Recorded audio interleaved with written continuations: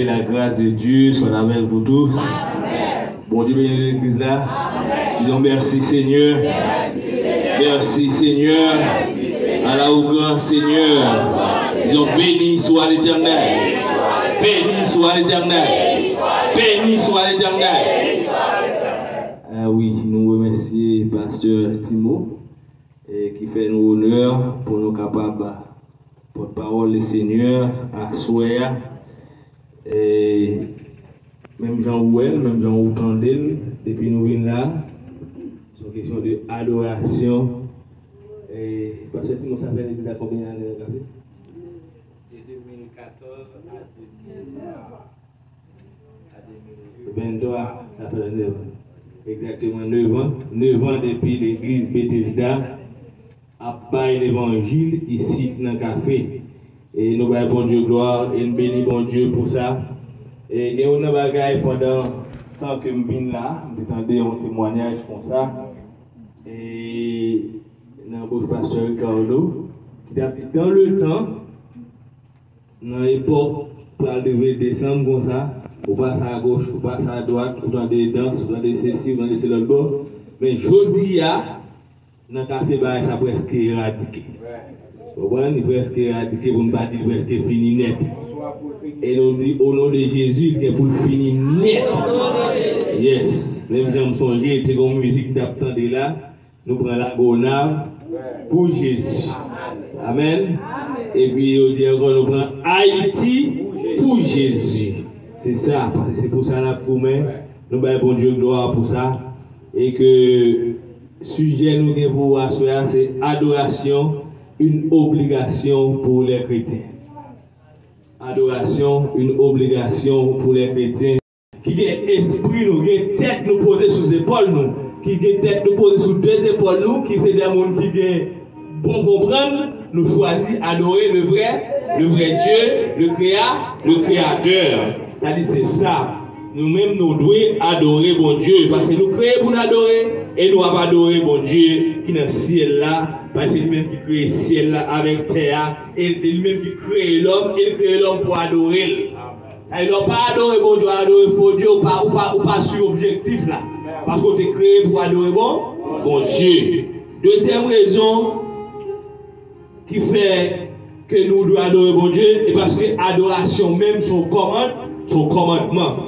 Dans Matthieu chapitre 4, verset 10, il fait nous connaître que l'adoration c'est un commandement. Ok, c'est le premier service que l'être humain doit faire avant tout autre bagage, c'est pour adorer bon Dieu.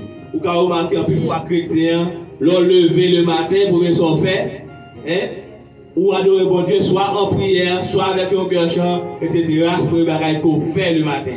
Et en plus, fois l'on va dormir encore, qui sont faits, ou adorer bon Dieu, demander de passer une nuit là, etc. C'est-à-dire parce que l'adoration, son commandement lié. Bon Dieu, bon commandement, ça le mando même, il tout son obligation liée pour adorer bon Dieu. C'est-à-dire, dans le moment fait ça, qui c'est 9e année, l'église Bethesda, ici dans le café, nous d'accord, nous y voyons nous ensemble pour adorer bon Dieu. Adorer bon Dieu. Parce que si ce n'est pas de bon Dieu, il y a des temps plus commencés qui finissent, qui va continuer. Ils ont commencé dans des 3 jours, ils diviser entre eux, qu'on l'a beau pété, et vous savez, une à gauche, une à droite, ils ont venu mettre un scellé n'importe ça là, ils ont fait même. Mais jusqu'ici, jusqu'à cette dernière minute, Bethesda continue là, et n'a pas adoré bon Dieu. Nous avons bon Dieu gloire, nous sommes nous avons passé dans la route là avec madame, moi, dit ça. Et puis, nous avons entendu Bethesda qui a adoré là. Il m'a dit qui l'église qui est là, c'est pas mon nom, qui pas de qu'on est. Il dit c'est l'église Bethesda. Il dit, ça m'entendait à la famille pour te goûter là-dedans. Là, il a passé, on a passé dans la famille, il a monté là comme ça. Il dit, ça m'entendait à la famille pour te goûter là-dedans. Mais depuis, il me sentit là, sans moi. Parce que nous-mêmes sommes dans l'église de Dieu. L'église de Dieu de la sainteté pour nous persévérer. Ça dit nous connaît, nous prenons le goût d'adoration. Et depuis là, il passait, nous demandait qu'il ait des services, etc. Est-ce qu'il y a un jeune, chaque mercredi, madame, toujours dans le jeune là, même pas les classes finies, qui papa dans l'autre activité, mais toujours dans le jeune là. Et puis chaque jeudi soir, nous avons tête nous obligation pour nous là. À ce moment-là, nous devons peut-être la balmise parce que nous avons un cousin qui pense qu'il a enterré le mec, c'est Bidja, puis mon sien a pas de Bidja, c'est cousin madame moi. Même si peut-être veille de nuit, même les veilles à faire la soirée, il va aller parce que peut-être pour cabine de veille de nuit. Mais après midi à l'heure, il dit c'est samedi, c'est vendredi, veille de nuit, et heureusement, il a pris tout d'agaïo. Mais c'est pas ça, mais il ne pas perdu. En plus de tout ça encore, c'est fête Bethesda. Nous ne pas perdu fête là. Amen. Yes, nous avons Dieu gloire. Pas pour nous pour blâmer nous à faire ça. Yes, pour nous mériter gloire. Nous méritons adoration. Yes.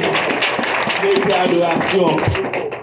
Yes, dans l'Apocalypse 4, verset 11, c'est troisième bagaille, c'est profondeur de l'adoration. Et dans quelle dimension adoration nous yo même yo yé. Il y a des gens qui ont bon Dieu une petite adoration. Ici dans le Bethesda on va bon Dieu adoration. Adoration tête partie. Nous dit nous ça déjà. Nous t'a regardé ton homme Zamim, Mokopem, Medza, Jack là et qui t'a adoré. Ils vont une vidéo comme moi pour le Jack là pas adoré, on l'a pas adoré tête partie. Les madame ni fin guéri. Et puis, mon pasteur me dit, pasteur, cadeau adoration. Et pasteur me dit, il doit mettre ça petit net. Nous adoration. Pasteur dit, oh, il y a les mots. Il dit, oh, où est ça? Des fois, pas adorer bon Dieu. Pour qu'on perde tête ou qu'on soit pour qu'on ne pas adorer. Il va se l'on pas adorer, bon Dieu, il faut adorer tête partie. Ou pas, ouais, moun. Vous comprenez? Elles sont adoration en profondeur. C'est ça Apocalypse.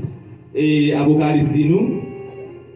Son adoration en profondeur. Apocalypse 4, verset 11. Vous devez adorer mon Dieu. Son obligation, son commandement lié. Vous devez adorer tête partie. Yes. Dans le psaume 22, le verset 4, il dit leur pas adorer mon Dieu, c'est honorer qu'on va honorer. Son honneur même. Ça dit parce que Dieu remet adoration. Dieu aime l'adoration. Il remet adoration et ça fait l'homme adorer. Il faut adorer en profondeur. Il faut pour honorer mon Dieu. L'homme honorer mon Dieu, c'est ça qui sentit ou non paix ou non adoration. Ça aussi des obligations, c'est des raisons que la Bible lui-même lui nous qui fait nous connaître que nous avons raison pour adorer mon Dieu. C'est pas pour dire comme si dans les grands matin, ils sont fabliés, ils sont fake, n'a pas bon Dieu. Non, bon Dieu, nous raison pour nous adorer là. Comment nous avons pile raison pour nous adorer adorer bon Dieu. Adoration, il produit la caille nous enthousiasme. Adoration produit la caille nous, ça nous renouvelle force la caille nous. Et ça dit Lévitique 7, verset 15. Ça, c'est une raison qui fait que nous obligés d'adorer mon Dieu. Dans Somme 18, verset 4, il dit adoration, et il est posé au silence la caille ennemie. Il est posé au silence la caille ennemie. Adoration fait ennemi en pourri. L'on pas adorer mon Dieu, ennemi en pourri. Il n'est pas carré dans nous. Vous voulez pas le pasteur dit là, si on a un démon là, si on a un mauvais esprit là, pendant la adoration là, nous demandons pour le tomber ou bien pour le disparaître. Parce que ce n'est pas arrêté. Non, l'Éternel chita dans la adoration, mais il n'y a pas arrêté dans la adoration. Parce que ça dit nous-mêmes, dans Psaume 18, verset 4, il est posé au silence car il fait bouger l'ennemi, il fait l'ennemi courir. Et sa adoration en fait la caille chrétienne. Enfin, dans Apocalypse 19, verset 1 à 7, il fait nous connaître que les nous va arriver dans le ciel là, adoration, c'est pour la principale occupation. Les va arriver dans le ciel là, adoration, c'est pour la principale occupation. Il dit c'est ça qui fait que nous commençons à adorer depuis sous terre pour nous connaître qui ça qui adore, qui ça qui adoration. Parce que les anges dans le ciel là, ils ont tout le temps devant bon Dieu. Il y a adoré. Bon Dieu préfère nous dans le sens lui et demande nous pour nous adorer. malgré, en depuis que bon Dieu a des anges pour la gloire, il y a des anges pour adorer, mais il fait l'homme pour la gloire.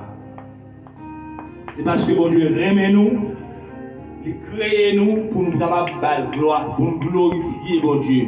C'est-à-dire, ou même avec aujourd'hui, l'homme adoré là, adorer bon Dieu, en esprit et en vérité, avec tout ou même, parce que nous entraînement. Ou on va passer au examen, dans l'école, on va passer au examen, ça doit avoir travail, ou étudier, ou faire tout ça pour faire pour passer l'examen. Parce que bonjour, on va passer l'examen. Depuis aujourd'hui, c'est notre entraînement pour lui. Parce que dans le dernier jour, c'est ça seulement on va le faire dans le ciel là. Ok, c'est ça seulement on va le faire, on va adorer bon Dieu. Frère, avec soeur ici dans l'église Bethesda, dans le gros jour de fête ça, grosse soirée de fête ça, qui fait Bethesda 9 ans, depuis qu'il a adoré bon Dieu ici là, place là, moi je dis qu'il y a une place adoration. Amen. Et nous sommes pendant la théologie, le débat on sujet qui parlait de méthodologie dans l'église. Comment ça est? Est-ce que c'est bien bon côté avec mauvais côté en méthodologie?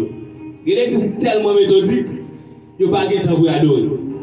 Parce que il y a temps pour faire tout l'autre bagaille, il n'y a pas de temps pour adorer, il n'y a pas de temps pour prédication. Parce que ça n'a pas un programme. Vous avez 15 minutes pour adoration, s'il vous plaît. C'est 15 minutes adoration qu'a bon Dieu. Vous finissez une leçon de l'école dominicale, vous passez au fond annonce longueur, vous passez X, vous passez Y, vous passez Z, mais vous n'avez pas de temps pour adoration. Tandis que adoration, c'est le premier bagage que bon Dieu attend la caille chrétienne. Parce qu'on créé pour adorer bon Dieu. Moi, nous, quand on vient là, nous finissons par nous adorer, tête partie, après ça, nous allons en paix, que Dieu vous bénisse. Bon Dieu, il veut toute salle de besoin. Il veut toute salle de besoin. Parce que c'est une adoration, le prend plaisir. Et là, le chita. Est-ce que vous comprenez? L'adoration fait ennemi en courir, l'adoration chasse les démons, l'adoration guérit maladie. Est-ce que vous comprenez? L'adoration fait tout bas, que le Seigneur vous bénisse.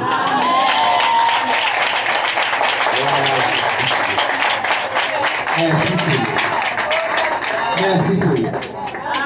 Oh, vous sentez content, oui. Pour quelle raison là, regardez, telle partie, oui. Telle partie. Ah, mais oui, non, c'est ici. Oui, non, telle partie, oui. On va.